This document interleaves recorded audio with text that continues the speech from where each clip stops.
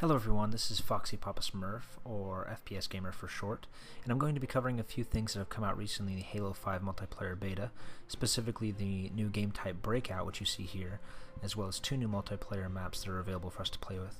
So we'll jump right into Breakout here. Literally, you can see the players jump into combat as the game begins. It's kind of gimmicky, I think, in my opinion, but it does kind of help you be more immersed into the game.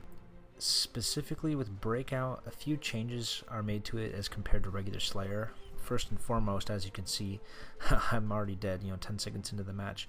You only get one life, and once that life is over, you start the next round. And you start SMG starts on these forgeable maps, and once that life is up, you can spectate and you can help out your teammates, but you don't have any opportunity to influence the game as a player, only from a spectator's point of view. And I have to say, it is extremely competitive. It's one of those game types that really keeps you on the edge of your seat throughout the entire game, as opposed to a regular Slayer match where only if it comes down to the wire and your team happens to be really close at the end that you really get that heart-pumping moments at the end of the game.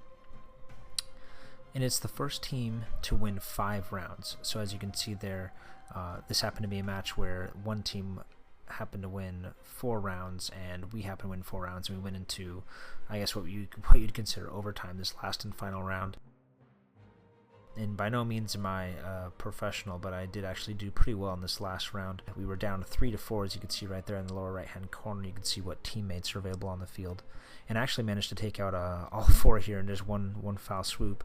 Again, very rare for me. I'm more of a casual player, by no means a professional. But that's Breakout for you. You can see there's some goofy animations that go with it, but that's basically how I was celebrating after that round, so I guess it fits. So this is the first multiplayer map that's been introduced this week, and this is loosely based on Empire. You're probably thinking it's kind of familiar looking, and it's actually called Eden.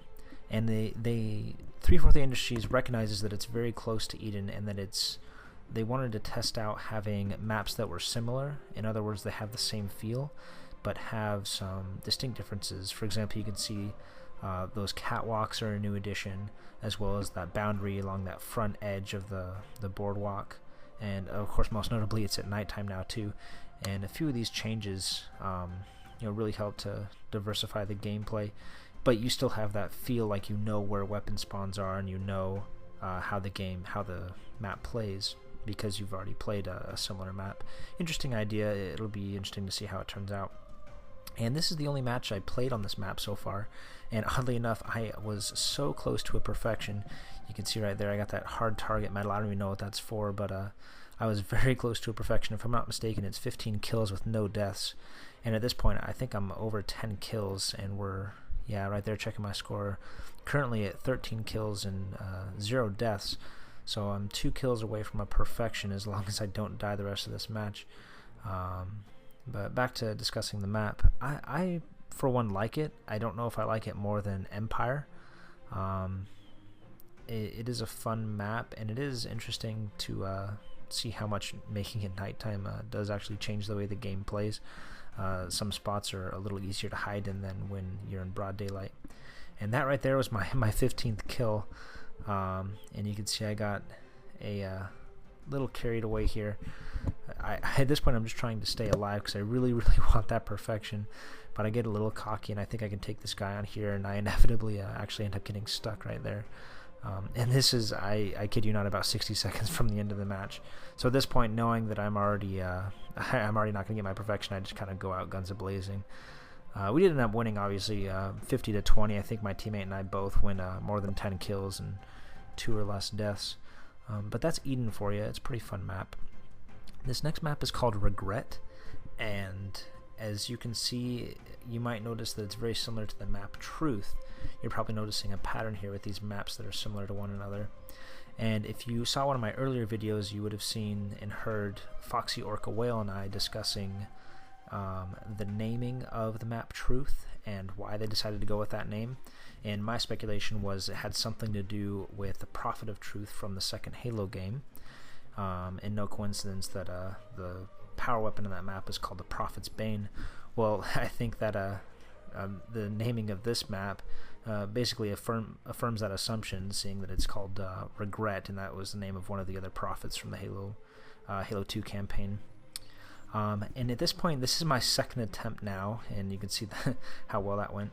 My second attempt, and now third attempt to get this Hydra weapon. It's one of the 2 power weapons on this map. And both Regret and Eden both have 2 power weapons. Eden having the sword, not the Prophet's Bane, just the regular sword, and the sniper rifle. You can see me finally getting my hands on that Hydra, but then dropping it immediately. And then this map, Regret, has the sword as well, but also this new weapon called the Hydra.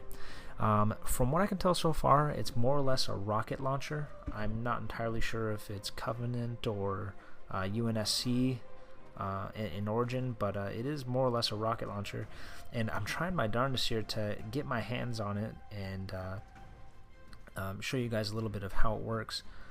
And I play it safe here to really try to make sure I can find some enemies to use it on, but obviously I've never fired this weapon. I don't know what it does, so I'm trying to make sure I can really get the drop on someone so I can actually use it to its advantage. I end up inevitably using the battle rifle because I know how that works and I know I can kill people with that weapon.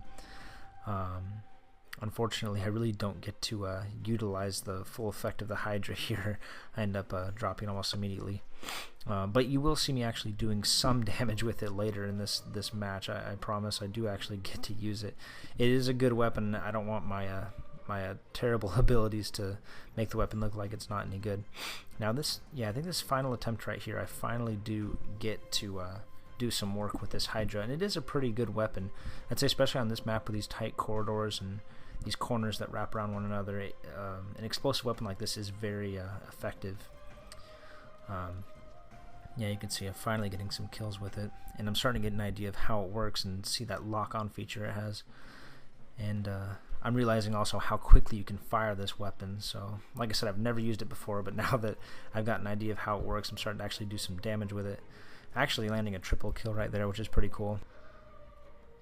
But all in all, it's a fun map. I really like it. I think it's an interesting idea to take one of those classic maps and bring a modern touch to it. I mean, they've been doing that for years with the Halo franchise, but making it compatible with this new way of playing Halo, and how the movement and the Spartan abilities change things up. But thank you so much for watching, guys. That's my recap of what's going on in the Halo 5 beta, and stay tuned for other features that are coming up this week. I'll have some videos on them as well. Go ahead and give this video a like if you enjoyed it, subscribe, and I'll catch you next time.